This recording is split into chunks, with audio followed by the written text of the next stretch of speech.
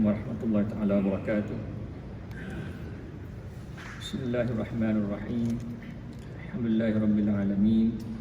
Wassalatu wassalamu ala asyrafil anbiya'i wal mursalin wa ala alihi wa sahbihi ajma'in. Rabbi shrah li sadri wa yassir li amri wahlul 'uqdatam min lisani yafqahu qawli. Muslimin dan muslimat yang saya kasihi sekalian, alhamdulillah dapat kita duduk sekejap selepas solat subuh untuk mendengar sedikit tazkirah dan peringatan. Mudah-mudahan ada manfaat untuk saya sendiri dan semua yang hadir pada pagi ini. Semalam saya di Labuan ada program Pejabat Mufti Wilayah Persekutuan di sana, dan saya tengok di Labuan ini satu pulau yang sangat cantik dan comel lah untuk didiami. Cuma apa yang ingin saya kongsikan dalam mukadimah ini ialah di tempat yang begitu dia perlu kepada satu usaha dakwah yang sangat tinggi lah, dan saya berkongsi banyak dengan penduduk Islam di sana, ketua-ketua masyarakat, supaya usaha dakwah di Labuan ini diteruskan dan ditinggikan lagi, dikuatkan lagi, supaya masyarakat Islam di sana dapat mengimbangi antara kemajuan yang ada, kemajuan fizikal dengan kemajuan manusiawi, kemajuan kerohanian. Dalam sejarah perkembangan Islam, perkara yang paling penting sekali yang ditekankan oleh Rasulullah SAW ialah tentang keselamatan dan kekukuhan akidah. Itulah yang penting sekali dan yang menjadi misi semua para anbiya, daripada Nabi Adam AS sehinggalah kepada Nabi Muhammad SAW. Dan dalam proses untuk mengukuhkan akidah berkenaanlah maka antara perkara yang berlaku dalam sirah Rasulullah SAW ialah peristiwa hijrah daripada Mekah ke Madinah. Apabila Rasulullah SAW dilantik, dibangkit menjadi Rasul, maka Rasulullah telah memulakan dakwahnya dengan beberapa siri pergerakan yang berbeza-beza, daripada bergerak secara sir, secara rahsia, secara senyap-senyap, dan juga bergerak secara terang-terangan. Dan kita tahu dalam menguruskan risalahnya itu, dakwahnya itu, maka banyaklah tekanan yang diterima oleh Rasulullah SAW dan para pengikutnya, para sahabat radhiyallahu anhum ajma'in. Tapi oleh kerana situasi sesuatu tempat, situasi di Mekah tidak begitu kondusif untuk menjabarluaskan dakwahnya, maka Allah Subhanahu Wa Taala telah memerintah supaya berhijrah ke Madinah, dan prosesnya sangat banyak. Mungkin saya sebut secara umum. Antara yang pertama sekali berhijrah ke Habasyah, dan selepas Habasyah barulah setelah itu berlaku hijrah ke Madinah Al-Munawwarah. Dalam hijrah ke Madinah ni, Rasulullah telah membuat beberapa perancangan. Dihantar beberapa orang sahabat dahulu, kemudian akhirnya Rasulullah juga diperintah, diizinkan oleh Allah Subhanahu Wa Taala untuk berhijrah ke Madinah. Kenapa berhijrah ke Madinah? Tidak kekal di Mekah. Allah Subhanahu Wa Taala boleh boleh buat dengan amat mudah, kun fayakun, kekal di Mekah dan terus berdakwah di Mekah dan diberi kejayaan demi kejayaan dalam dakwahnya dan bina satu masyarakat sebagaimana di Madinah dibina di Mekah. Tapi perancangan Allah Subhanahu Wa Taala tidak begitu. Dalam peristiwa hijrah ini ada beberapa perkara lah yang boleh kita ambil, duduk sekejap untuk kita sama-sama renungi dan tengok kenapa peristiwa itu berlaku dan kenapa tindakan tertentu diambil oleh Rasulullah SAW. Ada dua tokoh besar yang saya nak sentuh dalam tazkirah pada pagi ini, iaitu satunya Abu Bakar As-Siddiq dan seorang lagi Abu Ayyub Al-Ansari. Saya mula dengan seorang tokoh yang berperanan besar di muqaddimah hijrah Rasulullah SAW, dan Abu Ayyub Al-Ansari yang memain juga peranan besar di akhir apabila Rasulullah sampai di Madinah. Abu Bakar As-Siddiq radhiyallahu anhu, kita tahu dia seorang yang dikasihi oleh Rasulullah SAW dan mempunyai keistimewaan yang sangat hebat. Dia antara sahabat yang terawal masuk Islam dan membenarkan risalah Nabi Muhammad SAW dan sentiasa berada di samping Rasulullah SAW di sepanjang hayat baginda. Masa nak mula berhijrah, Abu Bakar ni dia sentiasa duduk mengimpi-impikan bahawa dia akan terpilih untuk bersama Rasulullah pergi berhijrah. Sebab sebelum tu sudah ramai sahabat pergi dalam bentuk individu, pergi dalam bentuk kumpulan. Tapi Abu Bakar belum pergi. Rasulullah masih belum membenarkan Abu Bakar untuk berhijrah bersama para sahabat lain. Dan oleh kerana itu Abu Bakar sentiasa berimpi-impikan supaya dia terpilih untuk bersama dengan Rasulullah SAW dalam hijrah. Pada satu malam, apabila telah diizinkan oleh Allah Subhanahu Wa Taala untuk Rasulullah berhijrah, maka Rasulullah datang ke rumah Abu Bakar, mengetuk pintu, dan di waktu yang tidak biasa Rasulullah datang ke rumah Abu Bakar radhiyallahu anhu. Kemudian Rasulullah beritahu Abu Bakar sudah sampai masanya untuk berhijrah. Di ketika itu Abu Bakar bertanya kepada Rasulullah, "As-suhbah ya Rasulullah?" Artinya, adakah dia yang akan menjadi teman dalam perjalanan ke Madinah? Satu penghormatan dan satu kegembiraan bagi Abu Bakar As-Siddiq untuk bersama Rasulullah dalam hijrah yang memakan masa lebih daripada 10 hari daripada Mekah ke Madinah. Dalam perjalanan itu, maka ada tempat persinggahannya yang dalam Gua Sur. Kalau tuan-tuan pergi ke Mekah, biasanya akan dibawa melawat ke Gua Sur, sama ada naik ke atas ataupun tidak, itu sajalah. Satu gua yang berada atas bukit yang tinggi, dan Rasulullah berada dengan Abu Bakar selama 3 hari di Gua Sur. Dan dalam proses itu banyaklah peristiwa yang berlaku dan perancangan strategi Rasulullah SAW dalam menguruskan perjalanan itu. Dalam gua inilah dizahirkan sifat kesetiaan dan kecintaan Abu Bakar radhiyallahu anhu kepada Rasulullah SAW yang tidak dizahirkan oleh manusia lain.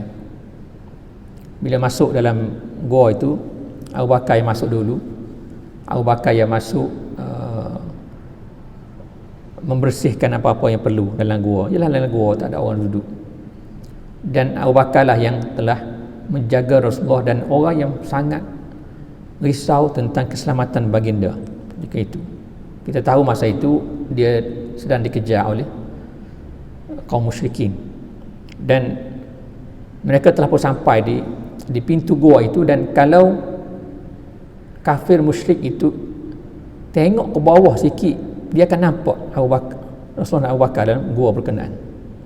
Sehingga disebut kalau sekiranya dia tunduk sikit ya, kepala dia lagi jenguk, dia akan nampak la ra'ana. Mereka itu akan nampak Abu Bakar dengan Rasulullah dalam gua berkenaan. Tapi menjadi hikmat yang besar oleh Allah Subhanahu Wa Taala, tidak diizinkan perkara itu berlaku. Inilah perancangan daripada Allah Subhanahu Wa Taala, perancangan untuk menyebarkan dakwah melalui perlakuan, melalui usaha Rasulullah sallallahu alaihi wasallam. Ini Abu Bakar. Sehingga dan Abu Bakar ini kelebihan dia, dialah antara orang yang diizinkan oleh Rasulullah untuk menjadi imam, menggantikan Rasulullah di Masjid Nabawi. Orang lain tidak mendapat keimaman itu. Sehingga Rasulullah mengatakan, "Lau kuntu muttakhizan khalilan," kalau sekiranya aku diizinkan mendapat melantik khalil, seorang penyokong yang setia sebagai nabi lain, nescaya aku akan lantik Abu Bakar sebagai khalil. Dalam sejarah Islam, dalam sejarah dakwah ini, sentiasa kena ada orang yang pembantu yang kuat kepada seseorang itu. Karena pembantu kuat ini yang akan mencerminkan risalah yang nak dibawa oleh seseorang Rasul. Dan inilah yang dimainkan oleh peranannya oleh Abu Bakar radhiyallahu anhu. Kita tahu selepas itu Abu Bakar dilantik sebagai khalifah Islam yang pertama selepas kewafatan baginda. Dan walaupun tidak lama, tetapi dia telah menguruskan beberapa peristiwa besar dalam khilafahnya, antaranya memerangi golongan riddah, golongan yang murtad. Ini Abu Bakar. Di hujung hijrah, apabila sampai di Madinah, maka kita dikenalkan pula dengan seorang lagi tokoh sahabat, iaitu Abu Ayyub Al-Ansari. Semasa Rasulullah sampai di Quba, kemudian daripada Quba dibina Masjid Quba, daripada situ bergerak nak masuk ke Yathrib, ke Madinah. Dan Rasulullah dengan untanya, dia sampai di Madinah, maka ramailah penduduk Madinah sambut Rasulullah dan pegang tali unta baginda untuk nak singgah di rumah nak heret lah, nak ajak Rasulullah singgah di rumah masing-masing lah, sebagai satu penghargaan, satu penghormatan. Tapi kata Rasul, da'waha fa innaha ma'murah, biarkan untanya berjalan, fa innaha ma'murah, dia tahu dia nak singgah mana, dia diperintah oleh Allah Subhanahu Wa Taala untuk singgah di rumah siapa. Sehingga sampai di rumah, didapat di depan rumah Abu Ayyub Al-Ansari, dan di situlah Rasulullah singgah dan bertamu di rumah Abu Ayyub. Satu penghormatan yang besar kepada seorang sahabat yang namanya Abu Ayyub Al-Ansari. Dalam rumah inilah macam-macam peristiwa berlaku yang juga menggambarkan kecintaan seorang sahabat kepada Rasulnya. Rumah Abu Ayyub ni dia dua tingkat, dua lapis. Jadi bila Rasulullah masuk, Abu Ayyub nak minta Rasulullah naik duduk atas lah, tak munasabah dia Rasulullah duduk bawah dengan Abu Bakar, dia duduk atas. Jadi Rasulullah dengan tawaduknya memilih untuk berada di bawah, tidak berada di atas rumah Abu Ayyub Al-Ansari. Dan Abu Ayyub Al-Ansari telah membekalkan dengan makanan kepada Rasulullah SAW, dan setiap kali diberi makanan kepada Rasulullah, lebihan itu akan diambil oleh Abu Ayyub dan isterinya untuk dijamah, dimakan sebagai mengambil berkat daripada Rasulullah SAW.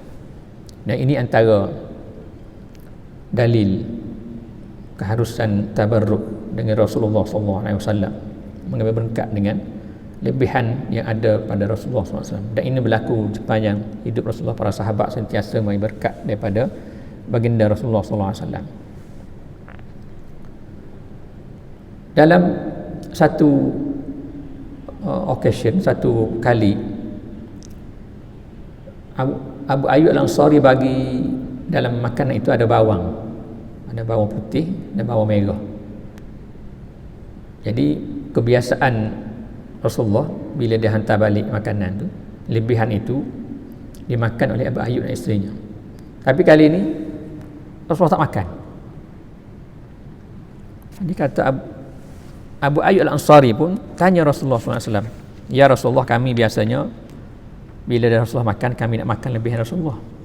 Tapi kali ini kami tengok makanan tak disentuh. Apa yang menyebabkan Rasulullah tak makan kali ini? Kata Rasulullah SAW, inni wajadtu fihi riha hadhihi syajarah. Aku tengok ada bau pokok ni, iaitu pokok bawang tu lah.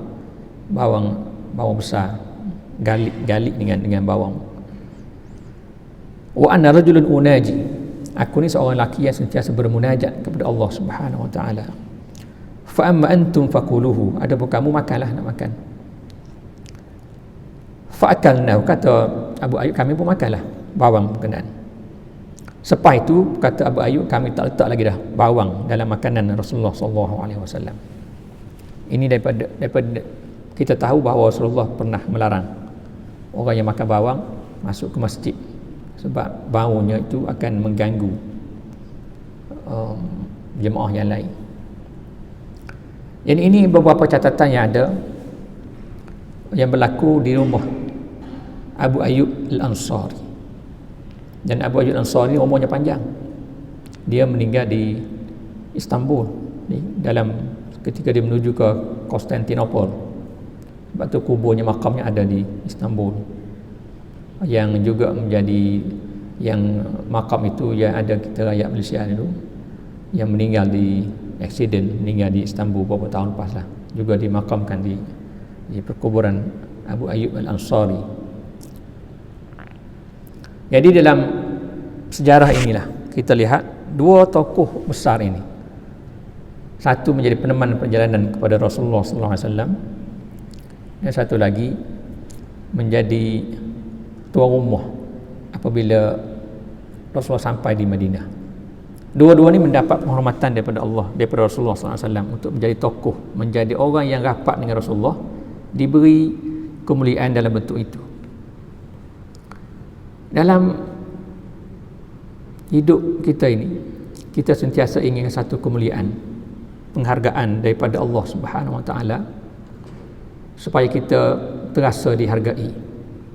Sebagaimana hubungan kita dengan manusia biasalah, kita dengan bos kita ada nak rasa satu appreciation lah, bahawasanya kita ini dihargai dalam pelbagai bentuk. Dalam hidup kita beragama begitulah, kita nak rasa dihargai oleh Allah Subhanahu Wa Taala, oleh Rasulullah SAW. Tapi macam mana kita nak rasa itu?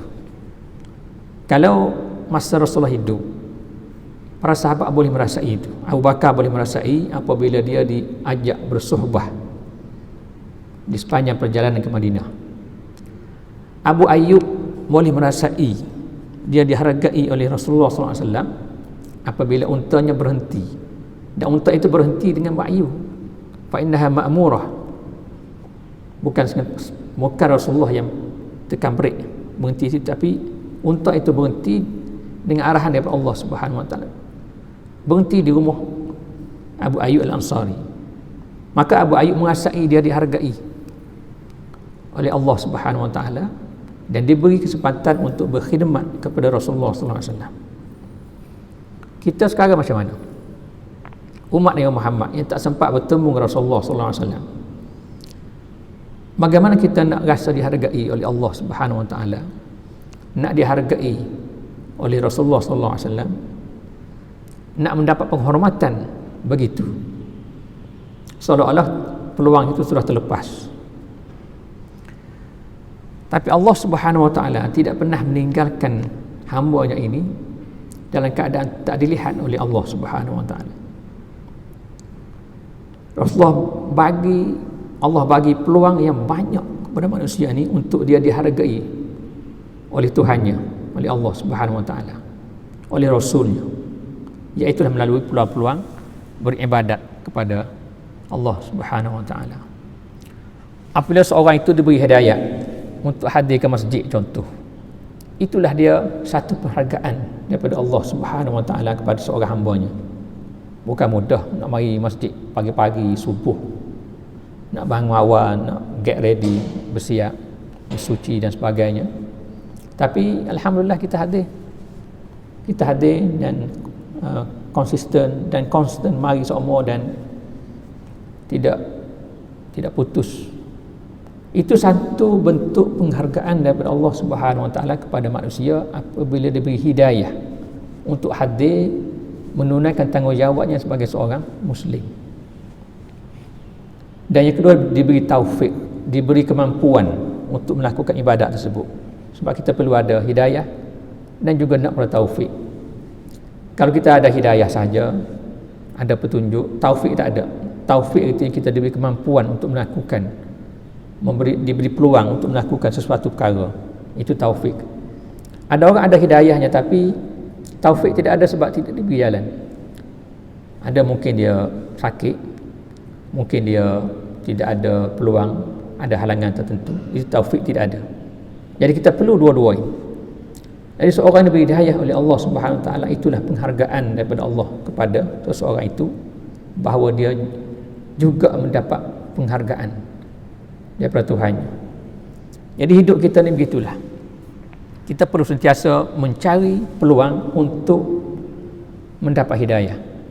Dengan sebab itu kita doa dalam setiap kali kita sembahyang, dalam Fatihah kita, ihdinas siratal mustaqim. Hidayahkan kepada kami jalan yang betul. Itu cara kita mendapat hidayah, dan itulah penghargaan bagi kita yang tidak lagi bersama dengan Rasulullah sallallahu alaihi wasallam. Dalam proses itulah kadang-kadang manusia dia cepat putus asa. Putus asa dengan Allah Subhanahu Wa Taala ini tidak boleh. La tayasu min rahmatillah. Jangan kamu putus asa daripada rahmat Allah Subhanahu Wa Taala. Kerana Allah Subhanahu Wa Taala sentiasa membuka peluang kepada manusia ini untuk mendekatinya, bertakarrub kepadanya. Dan perkara yang paling penting untuk kita dapat dalam hidup ni ialah rahmat Allah Subhanahu Wa Taala. Sebab rahmat Allah yang akan memasukkan kita ke dalam syurga nanti. Dalam satu hadis Rasulullah mengatakan, la yudkhilakum amalukumul jannah. Amalan kamu itu tidak akan masukkan kamu ke dalam syurga. Jadi para sahabat rasa pelik. Wala anta ya Rasulullah, kamu pun begitu ke Rasulullah, tak boleh masuk syurga juga dengan ibadat. Kata Rasulullah, wala ana illa an yataghammadani Allah bi rahmatih. Aku pun begitulah, tak akan masuk syurga kecuali Tuhan kurniakan rahmatnya kepada aku. Artinya rahmat itulah yang akan masukkan kita ke dalam syurga. Sebab itu kita tak boleh nak compare antara ibadat kita dengan ibadat orang lain. Dan orang lain pun tak boleh nak masuk, dia banyak buat ibadat maka dia layak untuk mendapat syurga Allah Subhanahu Wa Taala. Ia akan memasukkan dia ke syurga ialah rahmat daripada Allah Subhanahu Wa Taala. Dari kerana itulah maka Allah sabda firmankan dalam Al-Quran, la tayasu min rahmat. Jangan kamu putus asa daripada rahmat aku. Wa rahmati wasi'at kulla syai. Rahmat aku ini meliputi semua benda, kulla syai. Semua orang layak untuk mendapat rahmat Allah Subhanahu Wa Taala. Dan itulah penghargaan daripada Allah kepada seseorang manusia. Jadi apabila kita telah beri hidayah untuk itu, maka itulah kita sepatut merasai itulah penghargaan daripada Allah Subhanahu Wa Taala kepada kita, walaupun kita tidak bersama dengan Rasulullah sallallahu alaihi wasallam.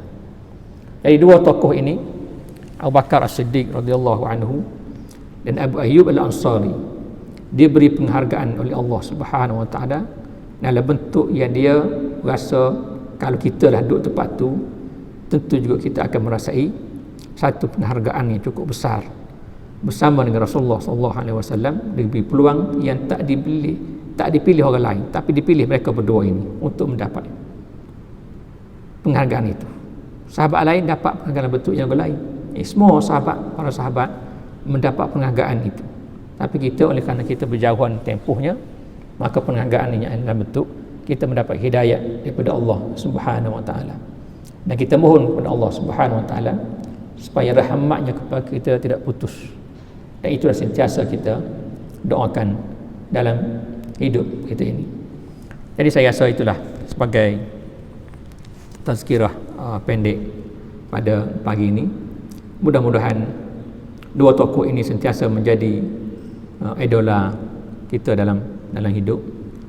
Kita boleh baca sejarah mereka berdua ini, dan mudah-mudahan kita menjadikan para sahabat Rasulullah SAW sebagai ikutan kita di sepanjang hidup kita ini, dan mudah-mudahan ibadat kita diterima oleh Allah Subhanahu Wa Taala, dan mudah-mudahan kita ini termasuk dalam golongan yang mendapat hidayah, dan kita dihargai, merasai akan penghargaan Allah Subhanahu Wa Taala kepada kita dalam bentuk hidayah dan rahmat Allah yang kita terima. Wabillahi taufiq wal hidayah. Wassalamualaikum warahmatullahi wabarakatuh.